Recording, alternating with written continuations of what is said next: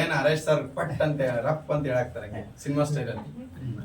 ಹಾ, ನನ್ನ ಜೀವನ ಸಂಗಿನಿ ಅಶ್ವಿನಿ.